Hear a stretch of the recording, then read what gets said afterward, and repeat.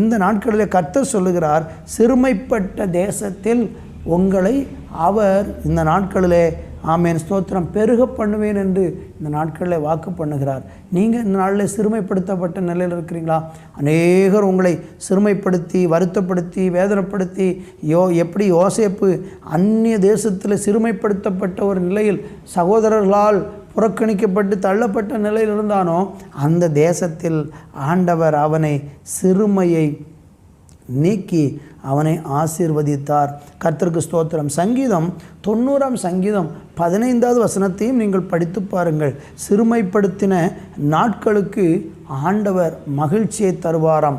துன்பத்தை கண்ட வருஷங்களுக்கு சரியாக மகிழ்ச்சியை கட்ட தருவேன் என்று சங்கீதம் 90:15 சொல்லியிருக்கிறபடி இந்த நாட்களில் கர்த்தர் உங்களுக்கு இந்த வார்த்தையை தந்து உங்களை ஆசீர்வதிக்கிறார். எனவே நான்